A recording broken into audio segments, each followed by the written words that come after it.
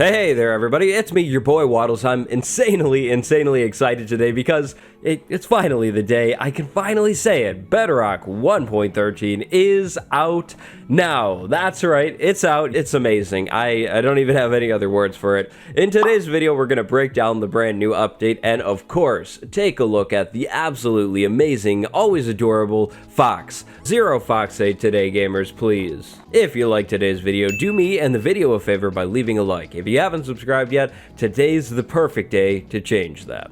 So now let's talk features overall. What do we have that's new in the Bedrock 1.13 update? Well, we have some brand new note block sounds. We have, of course, the fox and the wither rose. We have the dead coral plant variants now, finally. Suspicious stew, the brown mushroom, and then some technical blocks. There are also quite a bit of just general improvements in this update, and some small changes, feature parity things, bringing Bedrock closer to Java Edition.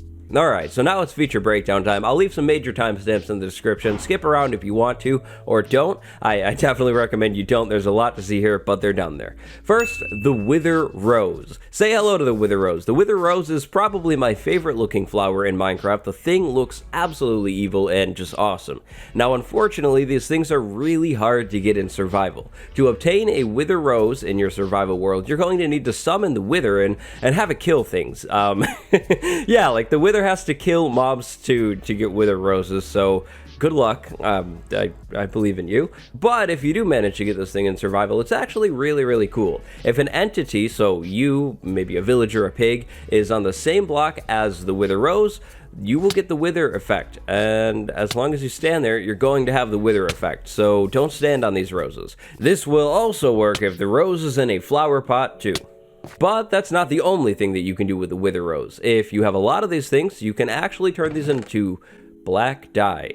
Why would you do this? These are expensive, but I mean, you could. But that's just about everything about the wither rose, I think, for now. Let's go ahead and move on to some musical blocks. The note blocks got a big update this time around. If you like making songs in Minecraft, then you're probably really happy to hear about all of these new instruments. So I'm going to be quiet here and just play the note blocks. Below each note block is a sign with whatever instrument it is, and then the block that you need to put below the note block to make the sound. So silence starting now.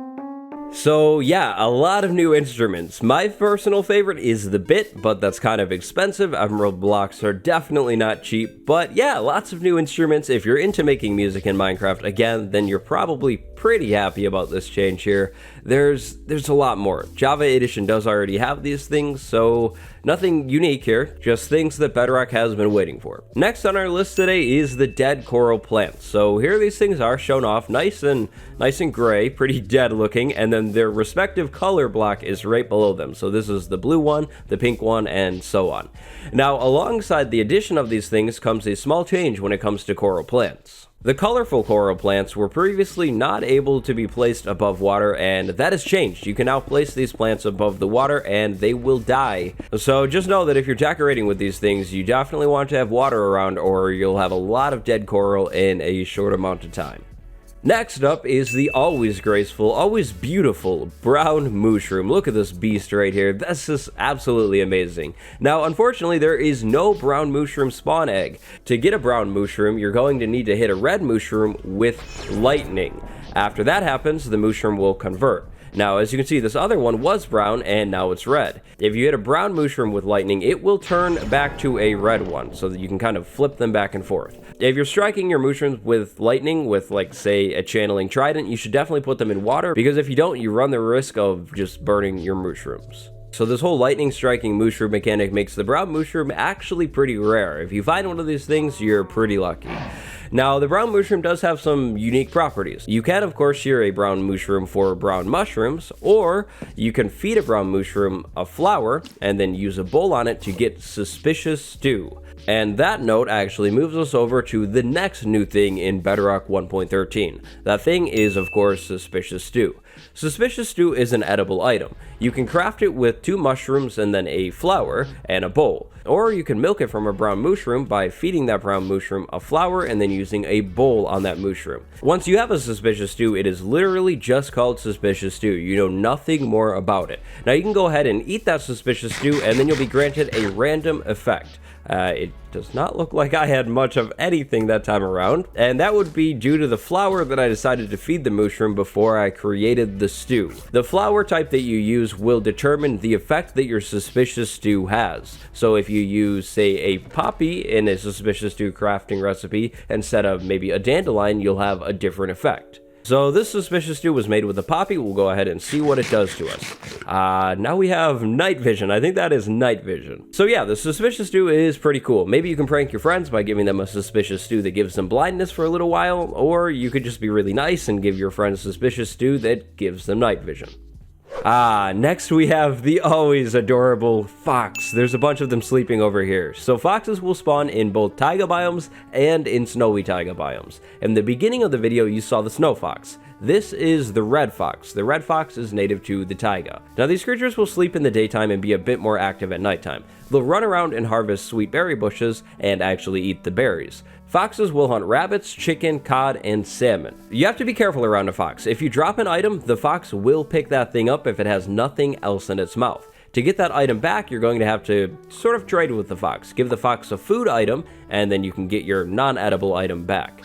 To breed foxes, you need sweet berries. Feed sweet berries to 2 foxes and they will breed. The baby fox will then trust you.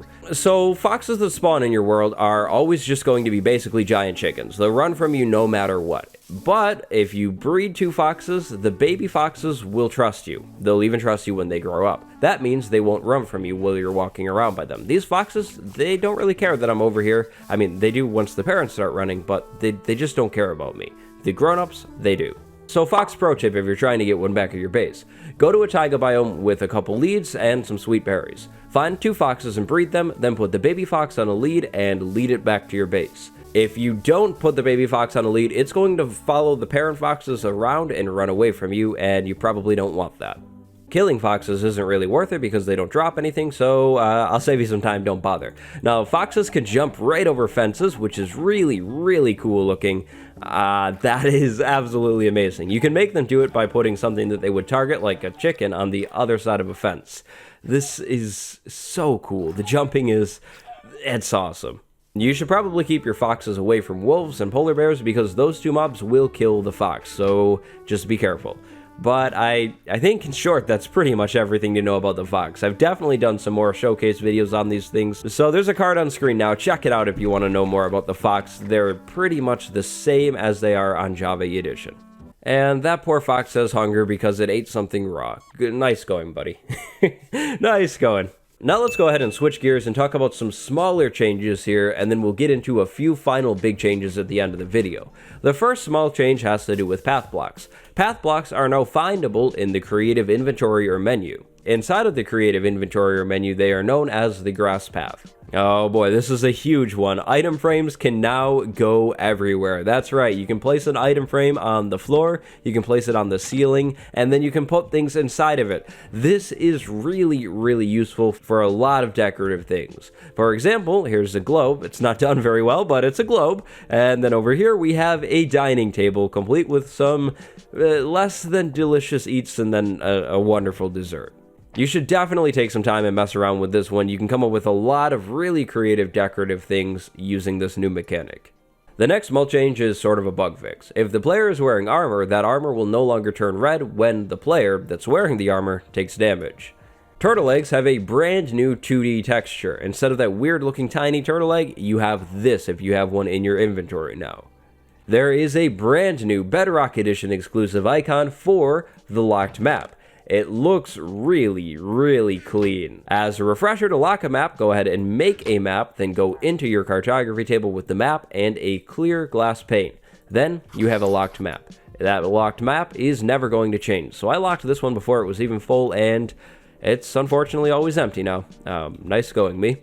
This is something that I literally didn't know about until like 2 weeks ago, but you can pose armor stands, and the animation in between the poses is now much smoother. To pose armor stands, crouch and use the armor stand. Villager Captain, so the bannerhead ones, not this villager right here, will now give the bad omen effect properly. Previously, there was a bug with the bad omen effect. If you're trying to make a squid farm, well, now you can make that inside of a river biome. Squid can now spawn inside of rivers. We've got a few villager changes in this update as well. Villagers can now heal if they have bread in their inventory. Remember, villagers have sort of an invisible inventory. Master level farmer villagers can now sell suspicious stew. The cartographer trade now requires 11 glass panes instead of 10 glass panes, so a slight increase there. And villager trade levels now match Java Edition with 5 different trade level badges on their belt. This is the badge right now. Previously, there were only 3 different leveling badges on Bedrock Edition. Staying on villagers for one more moment, villagers will now celebrate properly if the player wins a raid. Pillagers will now celebrate properly if they win the raid. Zombie villages are back on Bedrock Edition in the 1.13 update as well. These are the abandoned villages that are overrun with zombie villagers and cobwebs. They now use the 1.14 village generation. We have some pretty big patrol changes that you should definitely know about. Patrols can now spawn in any biome other than mushroom fields, so if you're building in the mountains or maybe in the forest, you're no longer safe. But on that note, patrol spawn has been delayed from 10 to 11 minutes instead of 5 to 6, so they'll spawn a little less often. Pillager patrols will now attack in swarms as well. Now we have a few technical blocks. These are blocks that you definitely won't ever see in survival Minecraft. This thing right here is the light block. Now the light block is for map makers. The light block is basically a clear block that can emit light. This light level can be set anywhere from 0 to 15. Sorry, there's just not much to really look at here. And the structure block received an absolutely massive overhaul. Look at this thing. This is so cool. So structure blocks are for saving and loading structures, not a survival thing, but inside of them, we have this whole new menu here and an absolutely amazing preview. Java Edition needs this. This is so nice. If we update something inside of here, this preview is going to update, and yeah, that is just so amazing. But to mess with these new and improved structure blocks, you're going to need to turn experimental gameplay on. Now, next up, we have some chat changes. There's a little bit more customization when it comes to chatting. You can now change the font of your chat, and you can change the color of your chat as well. That's pretty cool. We can have a hot pink chat. Oh boy, you already know. You already know I'll be running that hot pink chat.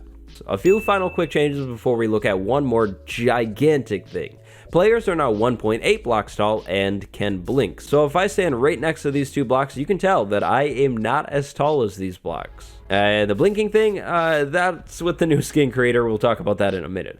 Bedrock 1.13 brings better performance, and there are a few how to play improvements. There's a little bit more information inside of those menus if you use them. Xbox now uses the Render Dragon rendering engine, which should make things look a little bit better and render in a little bit better. And then last but not least, lots of bug fixes. For example, you know that Ender Dragon bug where if you're fighting the dragon and you died, then more dragons would spawn?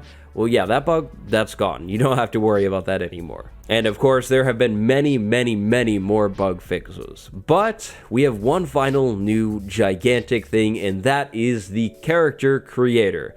So, to take a look at this, we need to slide over to the menus. Over on the main menu, instead of that hanger button, we now have a profile button. If you press the profile button, then you go into something that kind of looks like this. This is the character creator.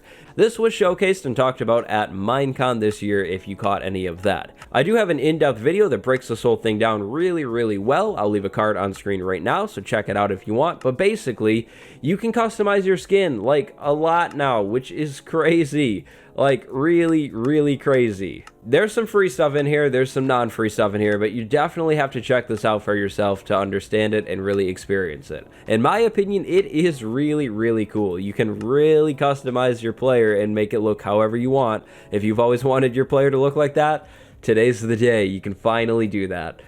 And with the addition of the skin creator, players can now equip capes as well, which is really, really cool.